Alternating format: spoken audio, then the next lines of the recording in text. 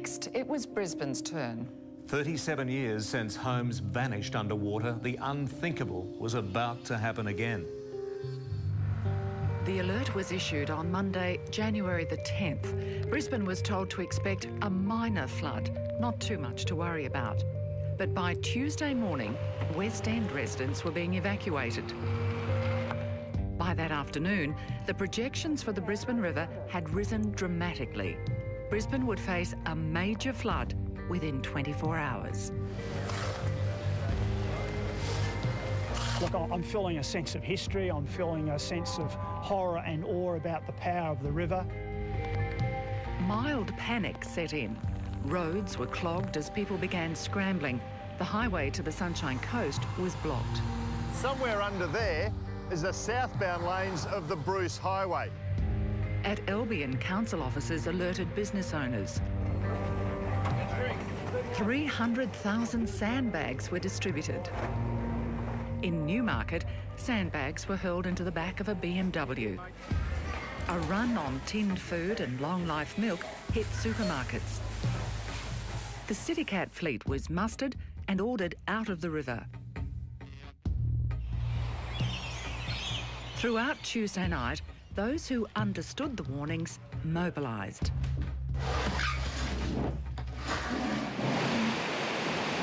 And by Wednesday, the water was here.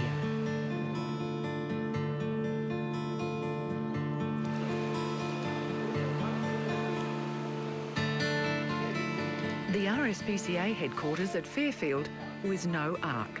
Staff had to find foster carers for 400 animals. Fairfield and Yeronga were surrounded by water. Across the city, many people had left it too late to save property. You know, you just see people just walking with suitcases and, you know, that's all they're getting out with. They haven't got a ute or they haven't got a mate that's got a ute. Along riverside suburbs, a last-minute scramble was underway. Oh, they just don't want to leave. Yeah, they're up to their waist in water in the house and trying to get stuff out. Thousands of cars, which could have been easily moved, were claimed by the river. At Indooroopilly, there was fire on the water as a reception centre caught alight. On Wednesday afternoon, as the Brisbane River hit its first peak with high tide, people were still grabbing what they could. For a generation of southeast Queenslanders who'd grown up during a relatively calm weather cycle, this was new territory. I've never been in a flood, but we're all quite positive, we're all helping each other, it's great. The Ekka became a makeshift home for evacuees. Brisbane residents were urged to draw strength from their country cousins after watching them endure the flood for weeks. This event will test us as it is testing people in regional Queensland. They have prevailed and the people here in the southeast will equally prevail. The river looked more ominous by the hour.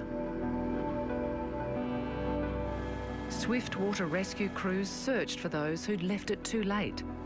One man waited with his furniture on the roof. At Rocklea, workers tried to rescue business equipment. Right along the Brisbane Corso, houses were going under. 500 properties at Toowong were flooded. On Baroona Road, this bike shop marked the epic scale of the flood of 2011.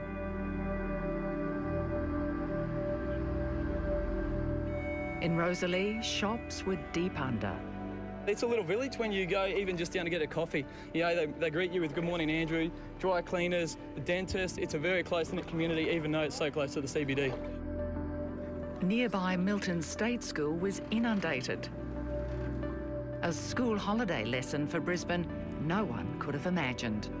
Never seen this amount of water anywhere, so it's pretty scary, really.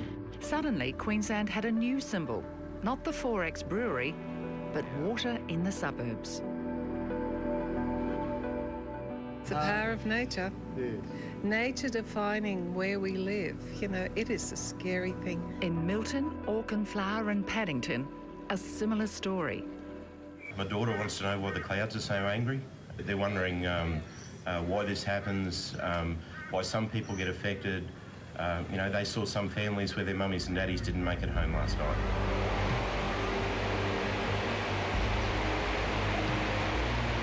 Thursday dawned bright and clear, but the river was a torrent. Suddenly, Brisbane had a new look and a new sound.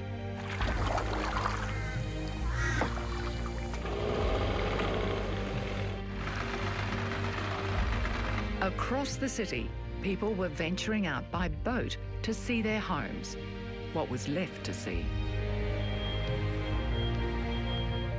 This was the scene in Chelmer. It's life, you know.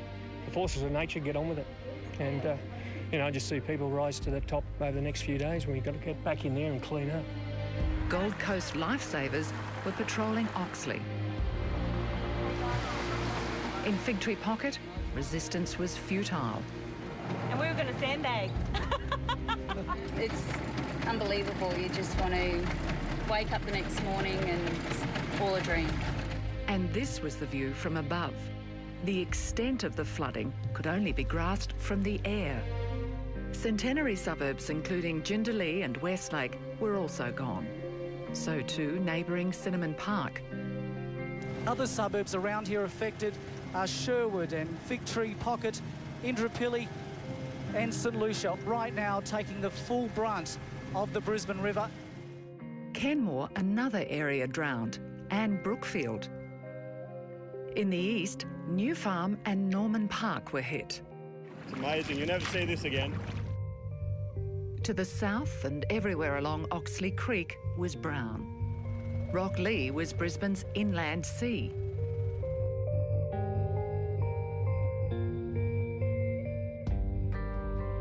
Like many others, Peter Mallon and his son returned to find their home full of water. They'd lifted possessions in their Yeronga home, but not high enough. Son of mine had a little cry yesterday. Yeah, so that was tough. It was tough. Yeah. Some considered they'd escaped lightly. Hey, this is great. You're happy about it? Yeah. You got no idea how happy I am about this. I thought it was going to be much, much worse.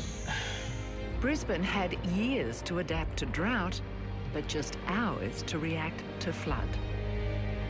As we weep for what we have lost, and as we grieve for family and friends, and we confront the challenge that is before us, I want us to remember who we are. We are Queenslanders. We're the people that they breed tough north of the border. We're the ones that they knock down and we get up again.